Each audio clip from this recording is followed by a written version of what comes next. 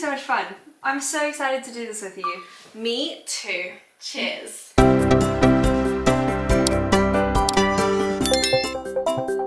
Welcome to the podcast. This is Utterly Unfiltered by Cara and Tash, with Tash and Cara. We haven't really decided yet, but you know, one of those, the two. One of the above. Both of them are relevant because it is still both us. It's fine. I'm Tash. I'm Cara. Nice to meet you all. Nice to meet you all. I just want to get the last word in. I don't know why, if it's like an ego thing. Is that why you actually wanted to be Tash and Cara, not Cara and Tash, because you wanted it to end on Yeah, Cara? I did. End on it. She was very adamant that it was Tash and Cara. But that's because it's like the, I don't know, shyness in me. I'm like, I shouldn't be first in anything. I thought it should be Cara and Tash, but... Well, let's leave it up to people to vote. Yeah, you can vote on which way round should it be. What's that? We have an audience today, I'm just going to let you know now. And it's freaking me out. So, as we were, this is Cara. She is a singer, songwriter. I try to be. And she lives in Norfolk. I do. From South Africa. And we've known each other since we were 12 years old. Isn't that crazy? So crazy. Tash was my first friend that I made in the UK. Same here. Literally remember, I have very vivid memories of coming to your house and talking about Enrique Iglesias. Oh my god, I was obsessed with him. In that, like, because one of, like, Tash's house is amazing, her parents' house, but it's kind of the bedrooms have changed, right? Yes. So I remember being in that very last sort of bedroom towards the end of the house. Yeah. With you, painting nails, talking Enrique Iglesias. So much fun. And I was like, Mom, I've made a friend. I mean, our mums did orchestrate that friendship as well, I have to say. Like, they literally... No. I sent you an email. I sent you but I never you didn't reply. Well, I never received the email. Apparently, you sent me an email from South Africa. Well, apparently, I did. Because our school put us in touch with each other. How cute is that? I wonder if we could find it. I'll ask I my would parents to find love you to find it. That would be amazing. We should. Please find it, because I never received it. So I don't know what happened, but it never came through. Well, that was my first taste of rejection. And then in our first week, our parents made us become friends. Thank God. Thank God. Thank God for that. Thank we would not God. have survived otherwise. They just wanted us to have like a lift club so that they didn't have to drive. Drive 45 minutes every day. That was awesome for us. And yeah, we've been friends ever since then, haven't we? Don't you think though, when I reflect on our friendship, I feel like it's like with any good friendship, you have times where you drift and you go in different directions because you're exploring and you're trying to like see who you are and who you gel with and stuff. But you come back, like every time you come back. And I feel like it's with any, and I only probably have 2 or 3 very, very close friendships, yours included, where that happens, where you explore and you come back. Well, I think it's the feeling of home, isn't it? Yeah. Because when you know, in life, you drift away from home, you travel, you go to new places, you start new jobs, you meet new people, whatever. But I think, like, you know, anything, you eventually always come back to home. Yeah. It's your safe space. And also I think when you accept everyone, when you accept that person for who they are, because people are, by their nature, by their human nature, we are flawed. Oh, yes. But when you can take that person and accept that and forgive that and move past it. Yeah. Like, that's pretty special too. Definitely. Because we all do it, but not everyone will receive it. And that is how I would define, like, how I would separate family from friends. Because I have friends that are family by choice, but those are the ones who can appreciate the fact that you mess up and they mess up, but you know the intentions were, like, you know there were reasons, you know the intentions were there, and actually you look past it and you move on. And you also know those people will be in your life forever, so you can almost take advantage of them to some respect, in that you don't have to feel that, like, obligation, I think, to, like, maintain certain levels of contact, or like, you know, whatever that is, in different stages of your life, because there's an element of, like, safety there, in knowing that, like, if your bond is strong, you'll always come back to, like, that place and that person eventually, even if you're going through different things at one period of time. For sure. Also, okay, to put it frank, people fuck up. Like, everyone fucks up. And I think if you can acknowledge and apologize for it and move past it, and whoever that relationship you have is with, like, it's like you understand the human condition, right? Same as when I was saying earlier about like, oh, I love those friends where I don't have to make an excuse for why I'm not going to see them. Yes. I don't have to say, oh, it's because I've double booked. Actually, no, I'm not there. Yeah. Like, mentally, psychologically, emotionally, I am just not there, and I just feel like I want to be in bed today. Yeah. To be able to say that to someone and them to just understand it. Yeah. Is a very special thing. Oh, definitely. It's a very special thing. Yeah, 100%. Because it's realizing that you are flawed, but accepting you for the flaws. Exactly. And everyone goes through those own individual stages where they're up and they're down, and it's like you just find that you find each other at different periods of time in your life, and at some periods of time you're both on the same page and you gel perfectly. And other periods of time you're both going through your own shit, and like life happens, and just whatever. But that's the divergence, right? Exactly. Where you need to, it's like that safe, like you say, that home or the safe space where you have somewhere in common that you feel good, but then you go and you explore and you come back. Exactly. And you both can appreciate that you do. It's a very deep way of just saying that I love you as a friend. I love you too. I love you more.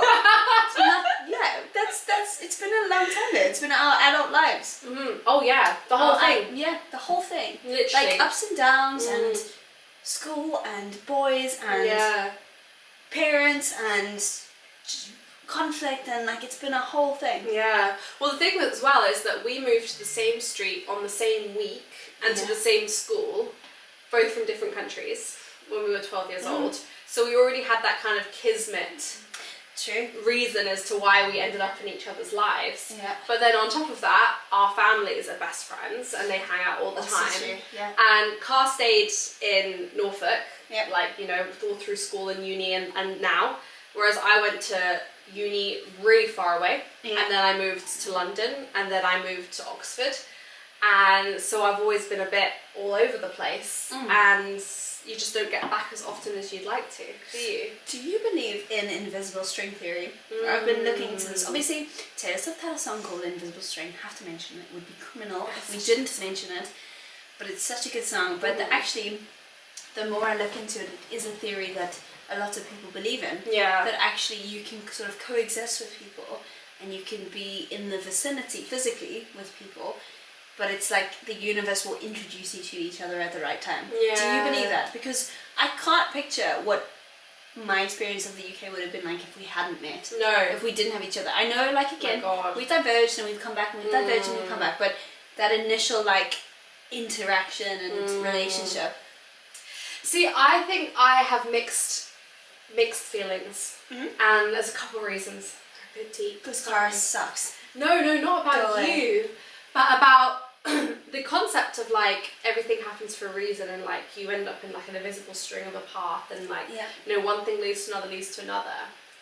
I think in the grand scheme of things, I will always look back, and that will be my experience. Okay. But I do think I've had so many instances, small instances, but still instances, where I've just been like, did I have to have picked that path? Like, not regret, because I don't think you should regret, because it's not fair on yourself to put yourself into that mindset of regret. Sure. It's like, what would life look like if I went down a different path, and would it be so different to my life now? Midnight Library is a book that I love. I know I'm skipping ahead because this is for a future podcast. We'll go into it. But I think the inevitability of life is that whatever path you have chosen will serve you in ways, and it will disserve you in others. Yeah. And I just like, it's, you cannot compare. Yeah. Because it actually, life is what you make of it. That's the ultimate like philosophical epiphany that I had by the end of it, is life is what you make it. That you could be doing this, you could be traveling, you could be singing, you could be working, but actually it is irrelevant, because it is all based on how you perceive things in your mindset. See, I absolutely love this, and I think that's where you're a few steps ahead of me, and that's what I need to be. Can we like just talk about where this idea originated from? My brain. Yes. But like the first time we spoke about it was at my wedding. Yes. I was about 9 espresso martinis down, and Tash was like, let's do a podcast. And you know when you've had that much to drink and everything feels like a good idea? Yeah, that's the reason why I chose to do it at that particular moment in time. You did well, because it sounded like the best idea. And I agree, I stand by that. It is now the best idea. I literally did approach her at the after party, the wedding, the last moment. It was already 12 o'clock for sure. Like, it was late in the evening. The funny thing is, I don't have many memories of that day, other than you coming up to me and being like, I want to start a podcast with you. And I was just so flattered. And I was like, I have an idea. And now's not the right time to bring it to you. But I'm drunk, so I'm going to do it. Let's do it, yeah. And I was like, I think we should start a podcast. And I think it'll be funny. And you were like, yes, let's do it. And I was like, she's drunk. And then I messaged you the next day and I was like, by the way, that podcast. I did, and I went straight to Ali. I was like, look, Cara's like remembered it. I was like, honestly, this is going to happen. And here we are.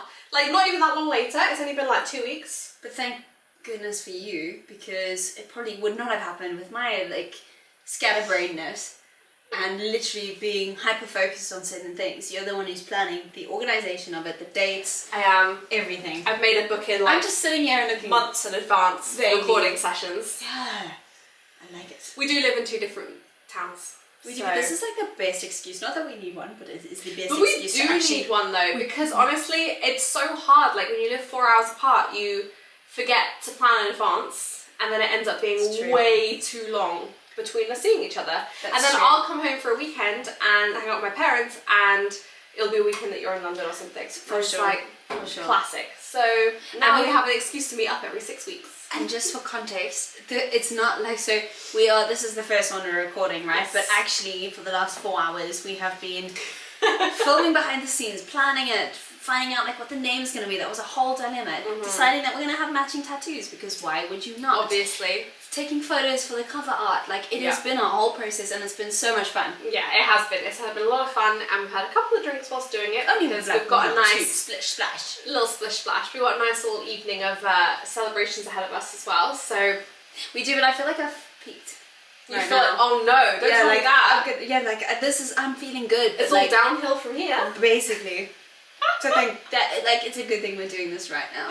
We needed to record this episode because we were quite frankly running out of time. And we're like, nope. Well, when you say we're running out of time, we are like 1 minute behind. We're literally supposed to leave a minute ago. We're already borrowing time, is what you're saying. Yeah, can you borrow time? Let's get philosophical. Right in there, right here, right now. Can you borrow time? Or does it just, you can't ever give it back, can you? You can reprioritise time to things not worthy of said time and borrow it from the future worthiness.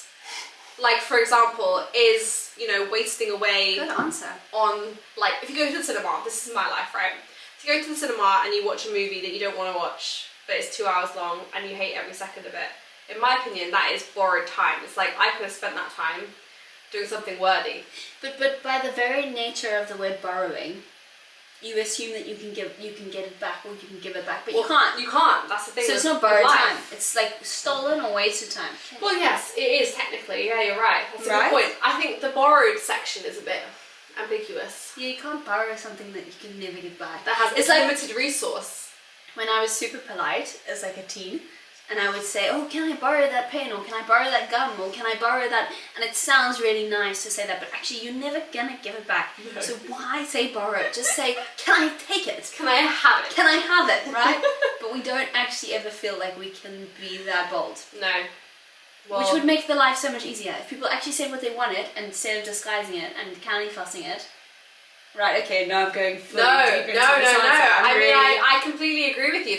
You need to have the ability to just be like, I want that, rather than I like the can I steal that. I'm a can I steal that kind of gal.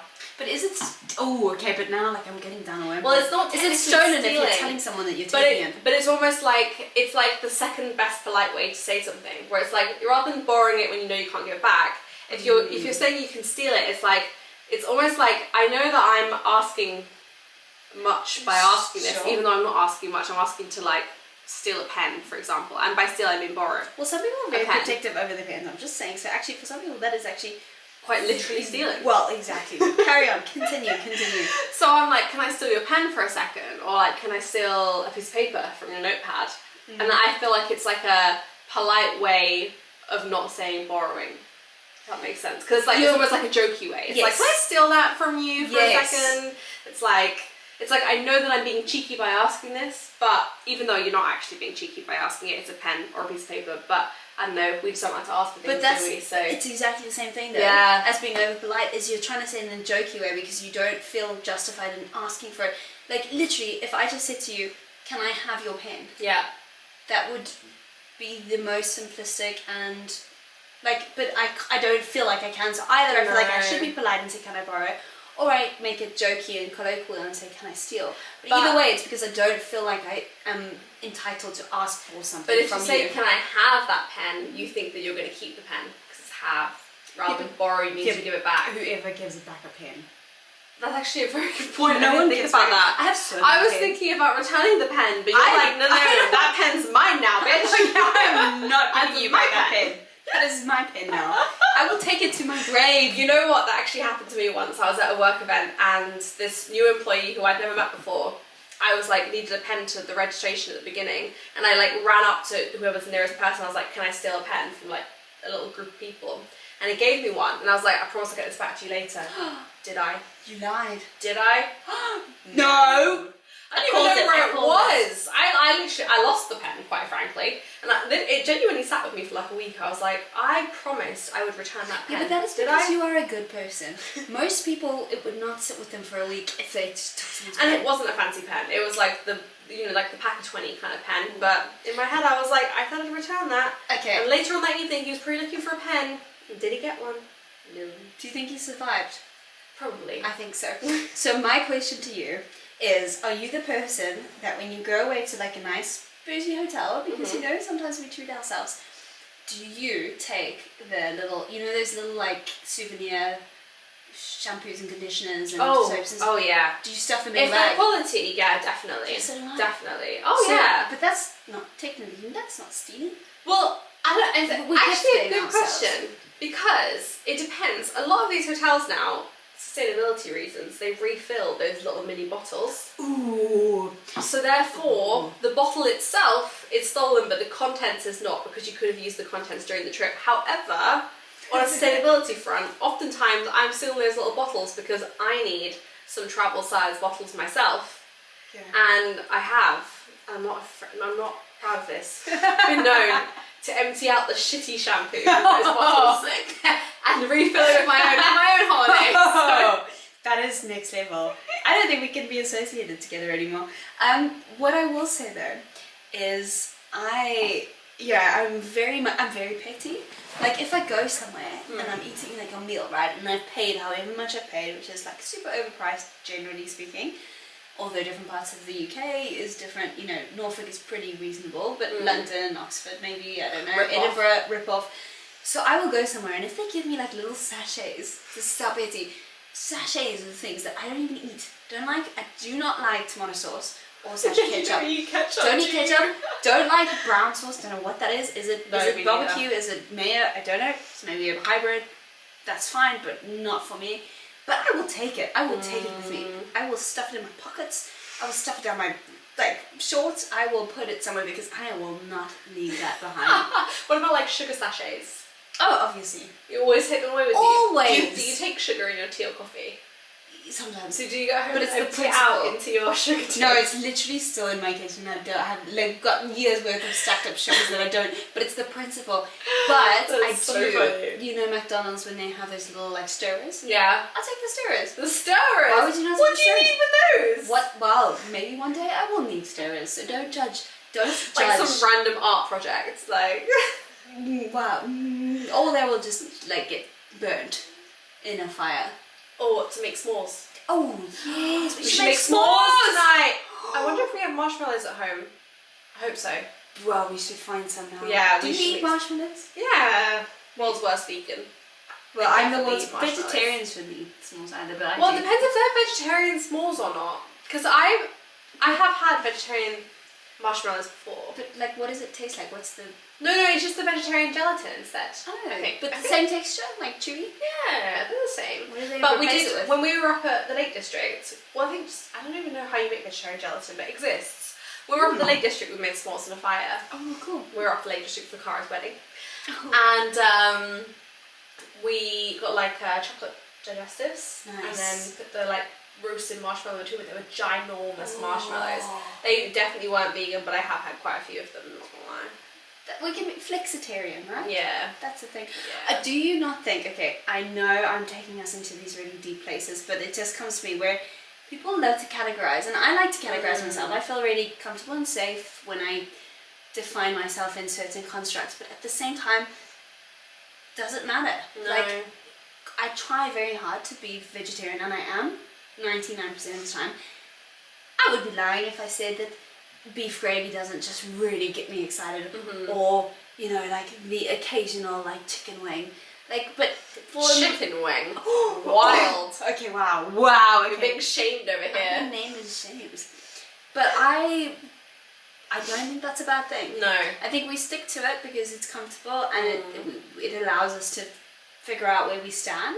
So I would never judge someone for that. But at the same time, who cares if I have a chicken wing? Really? Well, this is the thing. I think you Do have you to care ask about yourself. chicken No. Do you? And I think you have to ask yourself, like, what is the reason behind me adopting this lifestyle or this identity or whatever? Because I find that, like, I don't eat dairy and I'm vegetarian. But it's not like one day I was like, I'm going to just get rid of everything, you know, I only want to eat vegetables or whatever. That's not how these things happen. So true. I didn't like meat. I stopped eating meat when I was like a child, literally. And then one day I was like, I'm allergic to dairy. So I stopped eating the dairy. Are you actually allergic to dairy? I have an intolerance. So at my wedding, that would maybe not be quite the case because Tash was very much a fan of the... Well, that's what I was going to say. So the thing is, That's terrible. is that I went years being like, I have to be this, I have to be that. And I was like, you know what, actually, it's only up to me. The consequences are only my own. Like, you know, if I don't feel well, whose fault's that? Mine. We're very grateful for you to be here today, and we'll be back next week with hopefully a slightly better episode of Unfiltered. No, it's not controversy. Unfiltered with Cara and Tash. We did it. High five.